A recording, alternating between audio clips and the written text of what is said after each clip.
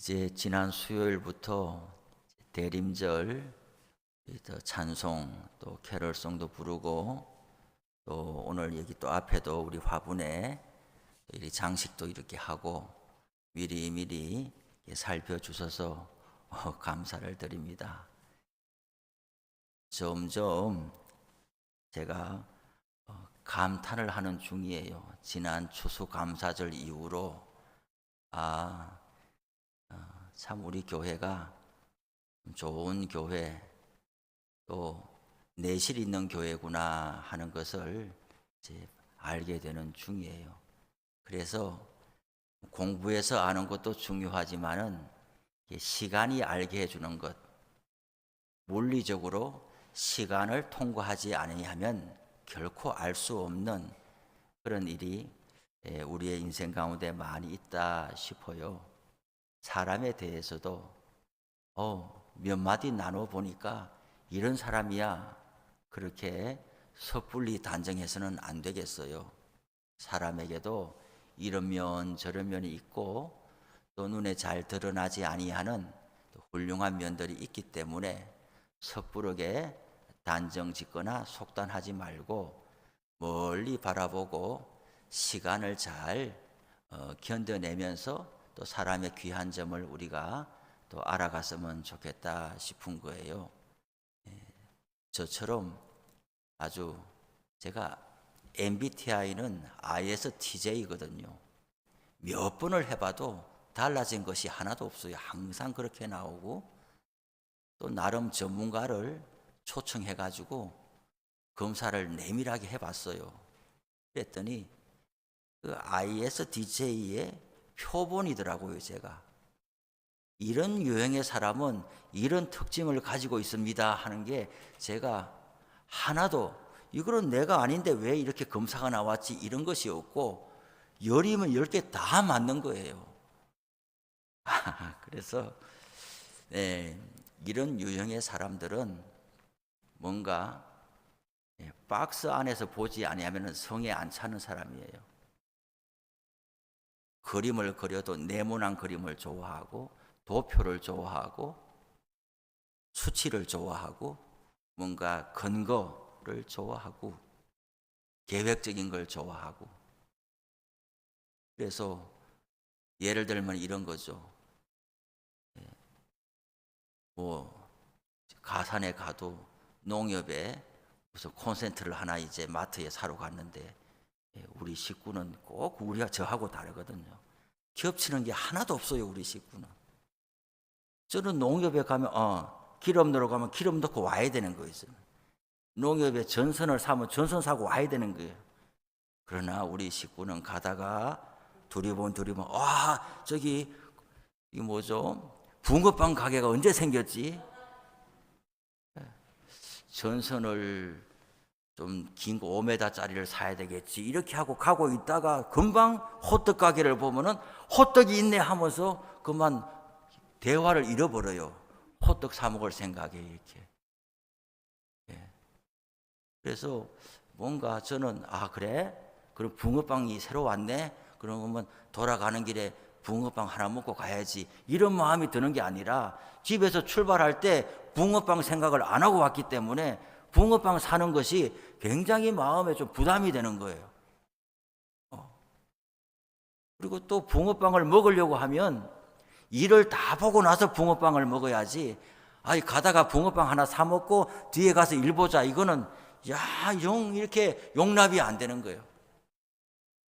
그래서 많은 경우에 집에서 출발할 때는 웃으면서 나갔다가 돌아올 때는 영 서로 창문만 쳐다보고 오는 경우가 이렇게 있어요. 이게 바로 ISTJ라는 사람들이에요. 교회 사역에 있어서도 늘 준비하고 회의하고 계획하고 정해진 대로 가고 회의를 중요하게 생각하고 이랬던 사람이 여기 오니까 또 좀 그렇지 않은 면이 있어서 내심 불안한 면이 있었는데 지난 추수감사주일 잔치를 지나가면서 꼭 회의를 해야 일이 잘 되는 건 아니구나. 꼭 체크리스트를 준비해 가지고 조목조목 확인해 가면서 잠 못 자가면서 긴장해 가면서 꼭 이렇게 해야 되는 것은 아니구나. 그것도 물론 우리의 성도들 중에서는 잠 못 잔 사람도 있어요. 비가 오면 어떡하나 하고 새벽에 일어나가지고 날씨를 염려하면서 저보다도 더 걱정한 사람들도 있고, 또 우리 장로님처럼 이런 천막이나 의자나 이런 모든 세팅에 또 정확하게 빌려와야 되니까 마음 쓰는 분들도 다 있어요.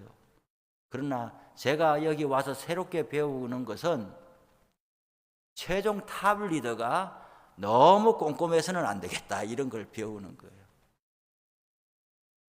최종 결정권자가 손바닥 보듯이 다 봐야지 내가 마음이 놓이겠다, 이러면 상당히 어려움이 있겠다, 이런 마음이 들어요. 그래서 부목사 동안에 많이 훈련받고 하던 것을 이것 가지고 나는 목회를 잘하리라 그렇게 하고 왔는데 많이 버려야 될 것 같아요. 그때는 그때로 그것이 일이 좋았고, 새로운 환경에서는 또 새로운 환경으로 다르게 적응해 가야 될 그런 생각이 드는 거예요. 리더는 너무 살펴서도 좋을 것이 아닌 것 같고, 넉넉한 마음을 가지고 믿어주고 기도하고 뒷받침하고, 그리고 혹 갈등이나 어떤 그런 다툼의 여지가 있으면 그것을 조정하고, 이렇게 해서 모두가 화평한 가운데 공동의 선을 이루어 가도록 하는 것이 저의 역할이지 않나. 너무 촘촘하게 들여다보면서 이것저것 이렇게 하면은 모두가 피곤하고 힘들지 않겠나, 이런 마음이 들어요. 그래서 이렇게 넉넉하게 모두 이렇게 살펴나가는 것을 배우고 있는 중이라, 감사주일에 이어서 오늘도 이렇게 좀 반짝반짝 하는 거 있죠?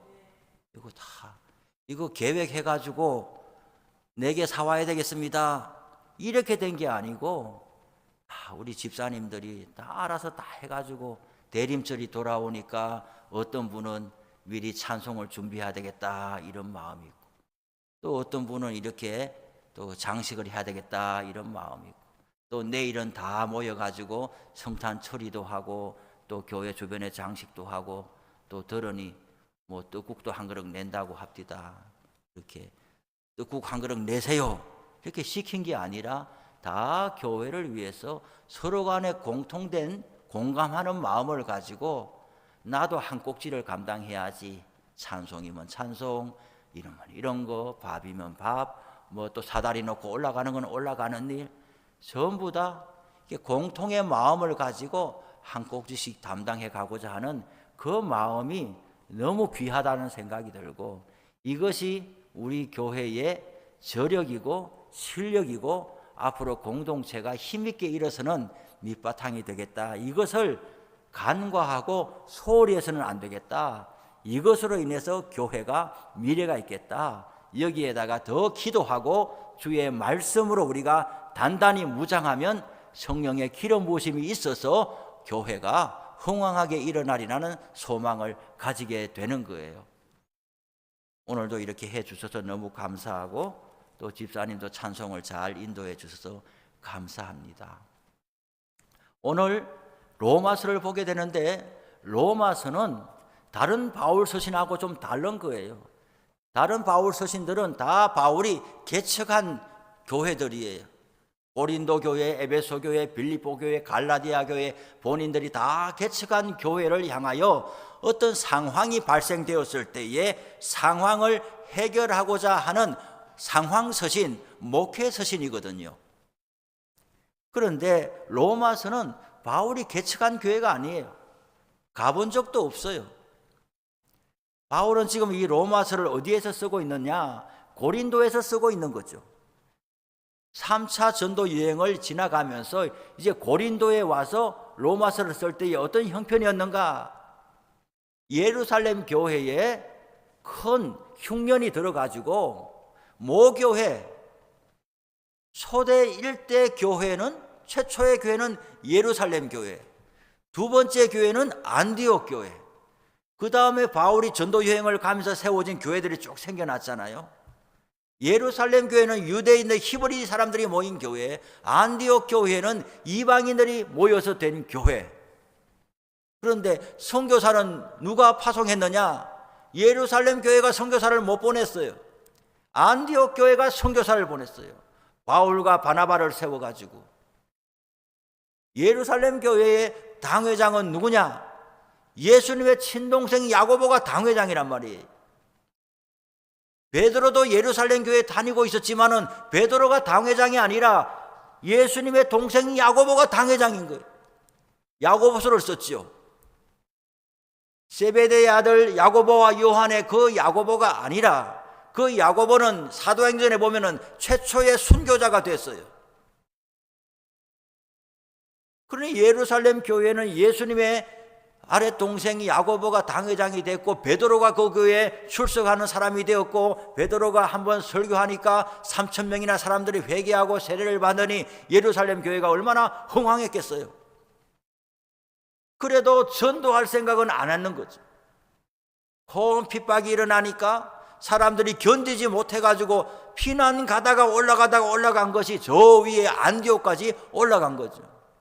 안디옥 교회에서 기도하고 선교사를 2명 세운 것이 바울과 바나바를 세우게 된 것 아니겠어요?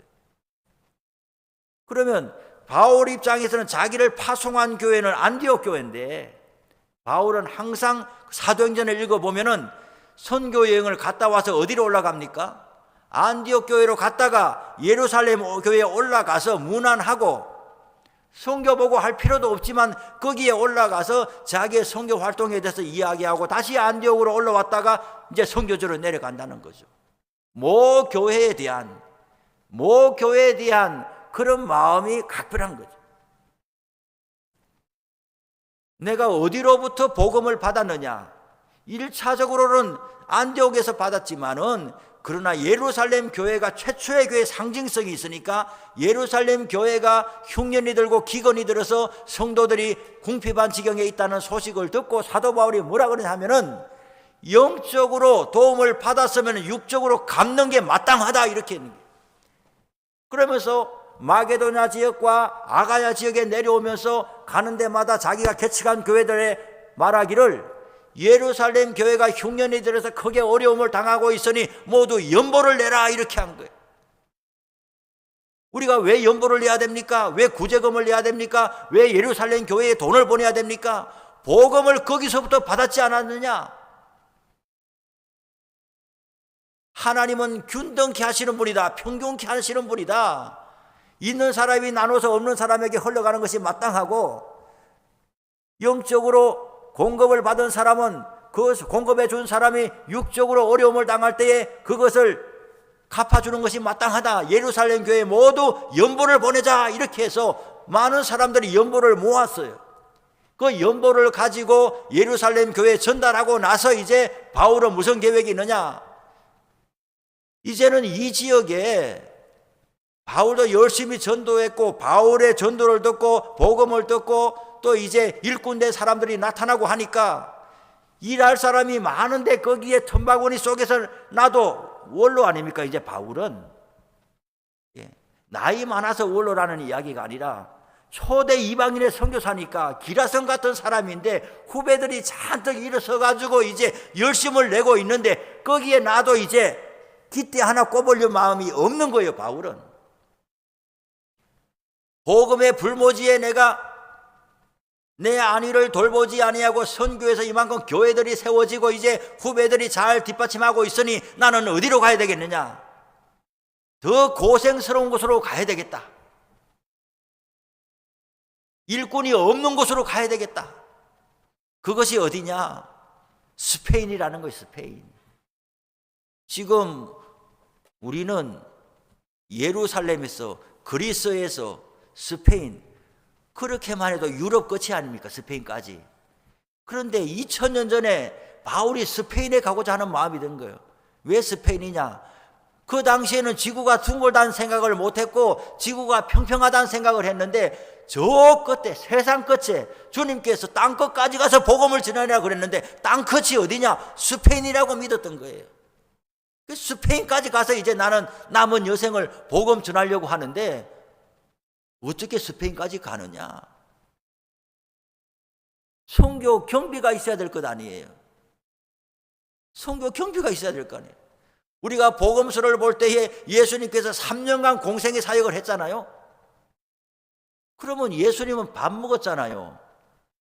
예수님도 잠 잤잖아요. 그러면 예수님의 밥값은 누가 냈겠어요? 그런 생각 안 해보셨죠? 성경에 그런 부분이 잘 안 나오지만은 복음서에 보면 한 구절 나오는 거예요. 여성들이, 갈리에서 따라 내려온 여성들이 자기의 소유를 가지고 예수님과 제자들의 일행을 섬긴 것을 볼 수가 있어요. 그러니 사람들 눈에 보이는 것은 전면에서 일하는 사람들이 스포트라이트를 받고 각광을 받고 하지만은 그 뒤에 보이지 않는 후원자 그룹들, 기도하는 그룹들이 있기 때문에 사역이 왕성하게 일어나는 거예요. 그런데 저마다 주목만 받고자 하면은 일이 되지를 않는 거예요. 나도 1등만 하자. 세상 방식처럼 나도 1등만 하자. 교회 사역에 있어서도 이름 나는 일, 보이는 일, 전면에 서는 일, 그것만 하자. 이렇게 하면은 되지를 않는 것이죠. 누군가는 뒷받침을 해야 되고, 누군가는 앞에 나서야 되고, 누군가는 함께 힘을 써야 되고, 이런 각자의 맡은 역할이 있는데, 예수님 당시에도 여성들이 자기의 소유를 팔아서 소리 소문 없이 그들이 갈릴리에서부터 예수님의 십자가 달릴 때까지 따라온 거죠. 계속 뒷받침하면서. 사도 바울도 선교 여행을 다닐 때에 사도 바울은 텐트 메이커가 되어서 자기가 자위량으로 이렇게 했지만은 브리스길라와 아굴라와 같은 사람을 만나서 같이 동역하면서 협력하기도 했고, 이제 저기 멀리 스페인까지 가려고 할 때 그까지 어떻게 선교비를 담당해서 가겠느냐? 중간 기착지가 그리스에서 볼 때 그리스 옆에 어디예요? 이탈리아 로마가 있단 말이죠. 로마를 지나가면 스페인까지 간단 말이죠. 그런데 소리 소문 없이 그렇게 헌신하는 사람들이 많은데 바울이 들을 때에 로마에는 내가 개척하지도 않았는데 예수 믿는 사람들이 있다는 소식을 들은 거예요. 로마 상황이 편치가 않아요. 로마에 유대인들이 장사를 잘해요. 지금도 세계에 유대인들이 안 가 있는 데가 없어요. 그 옛날에도 유대인들은 안 가 있는 데가 없는데 로마까지 가서, 그때의 로마의 인구가 100만 명 정도 됐다고 그랬는데 유대인들이 5만 명 정도 됐다고 그러는 거예요. 유대인들은 어디 가도 여호와 하나님을 믿고 할례를 행하고 안식일을 지키기 때문에 그들의 문화에 섞이지를 않아요. 그래서 페르시아 때도, 아수르 그때도, 그리고 이제 그 로마 시대 때에도 로마 제국이 얼마나 넓습니까? 그런데 제일 관리하기가 어려운 데가 팔레스타인인 거예요. 이스라엘인 거예요. 저기서는 수시로 폭동이 일어나는 거예요. 그 유대인들은 잘 살펴야 되는 거예요. 제가 얼마 전에 빌라도에 대한 책을 읽어보니까 이 빌라도가 아주 무명의 그냥 군인이었는데 어떻게 하다가 황제의 외손녀하고 결혼하게 된 거예요.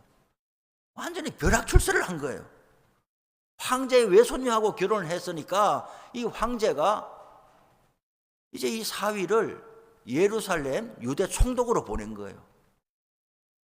그런데 여기 와서 이제 자기가 황제에게 더 신임받고자 해가지고 내가 여기서 잘한다, 황제에게 신임받기 위해서 예루살렘 성전에다가 막 로마의 깃대를 꽂고 막 이렇게 한 거예요. 권세를 막 과장해서 보여주려고. 이렇게 하니까 유대인들이 성전에다가 우상의 제물을 놓으니까 가만히 있겠어요? 막 소요를 일으키니까 황제가 빌라도를 꾸짖으면서 너는 왜 지혜롭게 다스리지를 못하냐? 그 지역에 가서 유대인들이 얼마나 민감한 문제를 너가 건드려서 이렇게 시끄럽게 만드냐? 이렇게 한 기록이 있는데 100만 명 중에 5만 명이 유대인들인데 그 유대인들이 이제 그렇게 살고 있었어요. 근데 복음이 전해져 가지고 유대인 중에 예수 믿는 사람들이 들어서니까 유대인 공동체 중에서 구약을 지키는 사람과 예수를 믿는 사람들이 있으니까 그만 서로 간에 네가 옳다 내가 옳다 이렇게 하면서 사도 바울도 교회를 핍박하기를 이단이라고 핍박을 한 거잖아요. 그래서 로마에서 유대인 중에 일반 유대인과 예수 믿는 유대인들이 서로 갈등하고 다툼하고 분쟁을 일으키니까 황제가 명령을 내리기를 다 싫다, 다 나가라, 다 추방을 내린 거예요. 유대인이든 유대인 중에 예수 믿는 사람이든 자든 유대인 피가 섞인 사람은 다 로마에서 나가라, 전부 추방해 버렸어요. 그러다가 이제 그 황제가 죽고 네로 시대 때가 되니까 그 이제 황제의 명령이 이제 그 취소가 되는 바람에 사람들이 다시 다 들어오게 되었어요. 들어오니까 예수 믿는 사람들이 그 사이에 유대인이 아닌 예수 믿는 사람들도 많이 늘어나게 된 거죠. 그래서 사도 바울이 스페인까지 가고자 할 때에 들으니까 내가 전도하지는 않았지만은 로마에 예수 믿는 사람이 많다고 하니 로마 교회에 편지를 보내서 나 이런 사람인데 스페인에 선교를 가고자 하니 선교비를 좀 후원해 줄 수 있겠습니까? 그 편지가 로마서란 말이죠. 로마서는 바울의 자기 소개 쓴 거예요. 그러면서 바울이 기대하는 바는 뭐예요? 이 로마서를 읽는 사람들이 우리가 바울을 본 적은 없지만은 우리가 믿는 예수를 동일하게 믿고 있구나. 바울은 틀림없는 사람이구나. 우리가 선교비로 후원해도 손색이 없겠구나. 이런 신뢰를 받을 수 있도록 이 편지를 써야 될 것 아니겠어요? 그러니 모든 사도 바울의 편지도 훌륭하지만은 이 로마서는 바울의 신앙을 온전히 집중해서 완전히 깔끔하게 써놓은 거지. 나는 누구이냐, 내가 믿는 예수는 누구냐, 내가 전파하는 복음은 뭐냐 하는 것에 대해서 아주 일목요연하게 써놨기 때문에 로마서를 읽으면은 복음의 정수를 깨닫게 된다. 그래서 목사님들 중에서 목회하면서 제일 먼저 손대는 데가 어디냐? 로마서예요. 기독교 서점에 가보세요. 목사님들의 설교집 중에서 제일 많은 게 로마서 강해예요. 로마서만큼은 한번 집중해서 가르치고 배워보자. 그럼 오늘 성경의 사도 바울은 우선적으로 그런 맥락에서 로마서를 쓸 때에 자신을 소개하는 말이 있어야 될 거 아니에요. 첫 마디가 뭐라고 하느냐 하면 예수 그리스도의 종 바울은 사도로 부르심을 받아 하나님의 복음을 위하여 택정함을 입었다라고 그랬어요. 나는 누구냐? 나는 예수 그리스도의 종이고 사도로 부르심을 받았다라는 거예요. 내가 어디에 속한 사람이냐 하는 것을 이렇게 말씀하고 있어요. 예수 그리스도께 속한 사람이고 나는 예수 그리스도로부터 부름을 받은 사람이다. 오늘 이것이 1장 1절의 말씀이죠. 우리는 사도 바울이 자랑할 것이 얼마나 많은 사람입니까? 지식을 자랑할 수 있어요. 베냐민 지파의 가문을 자랑할 수가 있어요. 나는 누구 선생 밑에 배웠다는 걸 자랑할 수가 있어요. 언어에 능통하다는 걸 자랑할 수가 있어요. 사도 바울은 자랑할 것이 많은 사람인데 다메섹 동상에서 예수님을 만난 이후로는 이제는 자랑할 것이 예수를 자랑하는 사람이 된 거예요. 우리도 교회를 섬기며 또 살아갈 때에 우리의 자랑의 번지수가 이제는 달라져야 되겠다 하는 것입니다. 교회에서 교회가 평화롭고 잘 되기 위해서는 예수님을 우선적으로 자랑하는 성도들로 변화되면은 교회가 평화롭습니다. 자기 목소리가 높아지고 다른 사람 이야기를 경청하지 않고 그래서 갈등이 많아지는데 왜 그러냐? 내가 예전에 이렇게 했던 사람이다. 그것이 자랑이 때문에 그런 거죠. 다 옛 자랑을 벗어버리고 예수 안에서 믿음과 신앙을 자랑할 수 있기를 바랍니다. 그리고 자식 자랑도 서서히 지나가요. 자식 자랑도 자식이 훌륭하게 되고 잘 됐어도 그것이 나의 자랑의 1번이 된다고 하면 다른 사람들에게, 그렇지 못한 사람에게 적지 않은 상처를 줘요. 우리 주변에는 보면 잘된 사람보다도 못된 사람이 훨씬 많아요. 잘 사는 사람보다도 못 사는 사람이 훨씬 많고, 노력을 안 해서 그랬다기보다는 열심히 노력하는데도 왠지 일이 안 되고 왠지 그냥 인생이 힘들고 험난한 사람들도 많아요. 어려운 사람이든 그렇지 않은 사람들은 다 예수 믿고 와서 마음의 안정을 되찾고 안식을 누리고, 이제 내가 이 세상에서는 참 원하는 대로 되지 않았지만 하나님께서 내 인생을 책임져 주시고 구원하시고 영생의 길로 열어주시고 훌륭한 교회를 만나게 하셔서 내가 이제 새 인생을 산다. 그래서 밖에 나가서 열심히 일해도 교회 가고 싶고, 밖에 나가서 뭔가 좋은 일이 있어도 교회 오고 싶고, 이런 마음이 이제 서서히 생겨가는데, 우리가 교회에 왔더니 먼저 믿은 사람들이 자랑하는 것이 그만 세상에서 자랑하는 들과 똑같다고 하면은 뒤에 온 사람들, 새로운 사람들이 실족하게 되는 거거든요. 자랑할 게 많을수록 좀 이렇게 감추고 또 좀 다른 사람을 배려하고 그런 것이 우리에게 미덕으로 좀 있어야 되겠어요. 내가 기도를 많이 한다, 이런 것이 있을 수 있어요. 그래도 소리 소문 없이 하나님 앞에 엎드리는 시간을 가지기를 원하고, 내가 뭔가 남들보다도 성경을 더 많이 안다, 그렇다고 남들이 있는 데서 성경 구절을 막 이야기하는 것도 좋은 모습은 아닌 거예요. 그렇지 못한 사람들에게 자랑하는 것은 좋은 것이 아니에요. 자랑하는 것이 하나님의 은총을 자랑하고, 하나님이 우리를 불쌍히 여기셔서 내가 오늘도 이만큼 살아갑니다, 그런 모습을 자랑해야 약한 사람들이 그 안에 들어와서 나도 하나님을 만나자, 나도 신앙생활 열심히 하자, 그런 마음이 들지, 다른 세상 사람들이 자랑하는 것을 똑같이 내가 자랑하고 뽐낸다고 하면 그러면 사람들이 실족하게 되고 교회도 사람들의 모임으로 전락하게 되는 거예요. 말씀을 마칩니다. 오늘 로마서를 시작하면서 전반적인 배경을 말씀드렸고 1장 1절에 예수 그리스도의 종 바울은 사도로 부르심을 받았다라고 그런 것을 가지고 우리들도 주님을 자랑하고 주님께 속한 백성인 것을 우리의 어떠함의 감사로 여기는 우리 모두가 되기를 바랍니다. 우리 찬송하고 기도하겠습니다. 찬송 289장입니다.